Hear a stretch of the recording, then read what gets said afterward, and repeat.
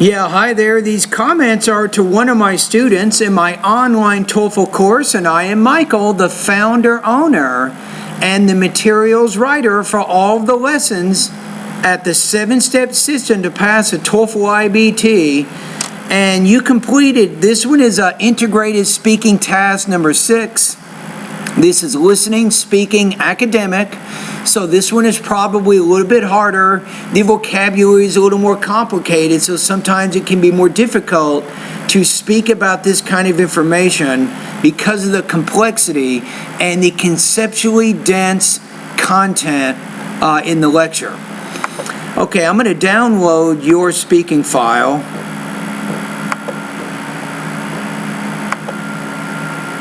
Okay, here we go. The listening passage explains how a glacier is formed. The listening passage explains how a glacier. You want to say the listening passage explains. So because the listening passage is singular, you want your verb to be singular. So put S on that verb because you need the third person present, singular inflection S. Now this is not a major error, I'm just reminding you, but it doesn't really affect your score that much if you forget the S on your verb. The glacier is formed. The glacier always forms in high place. It began to. Okay, the glacier. Place. It began to form when snow cape formed. The glacier always forms in high places. No, the glacier is always formed in high places. So you need to use passive voice there, which means you want to use a form of the verb be plus the past participle. That's why I said glaciers are formed in high places. It began to form when snow kept in the same place where have enough snow to calculate and become into ice. Now let's go back. You're having some language use issues here. Hold on. The same place where have enough snow to calculate. Where there is enough snow to accumulate. And become into ice. Every year. That will eventually not come into ice, but turn into ice as it gets heavier and it becomes more compact. The new snow comes and comprise the old snow. The new snow falls on top of the older snow, compressing, or which compresses the other snow. Iron make the snow to recrystallize, form grains similar size and sharpen grains of sugar. Okay. After some time, the grains grow large. They are compact and increase the density.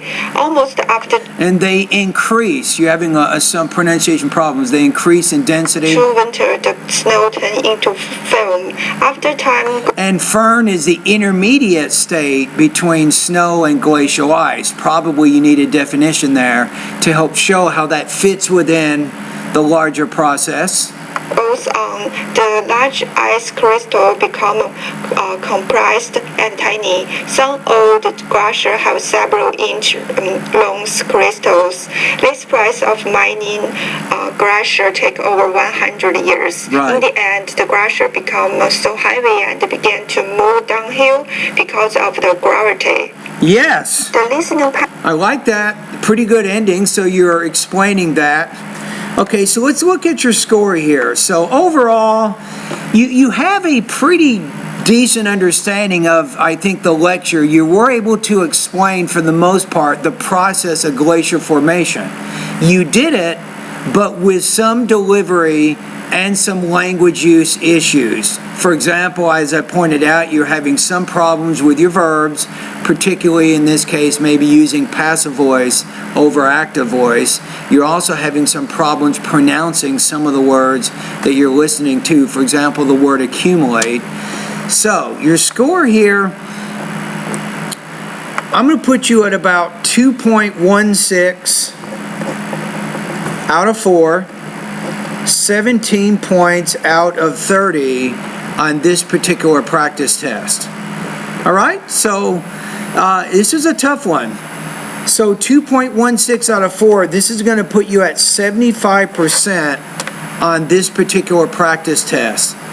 So what you want to do is you still need more practice with pronunciation, and you need more practice with your language use, especially your grammar.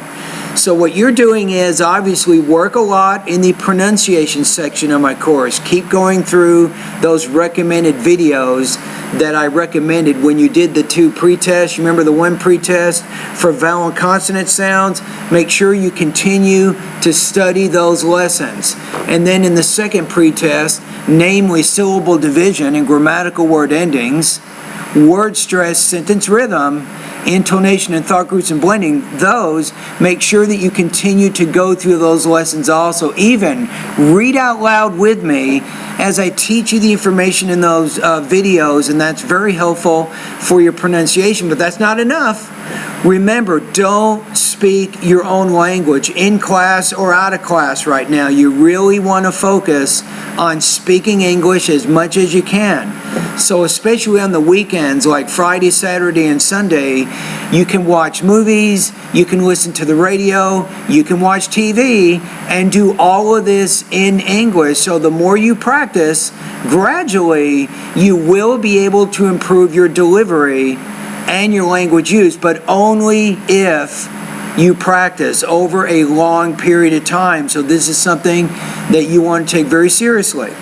All right, and that's it. That's the last practice test in my course. I hope from the completion of these practice tests and these pronunciation pre-tests that you've been able to get some feedback on your speaking so you can kind of see where you are.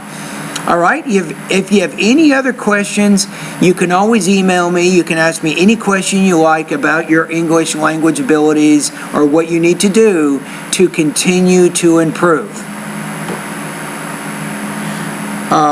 Okay, thank you.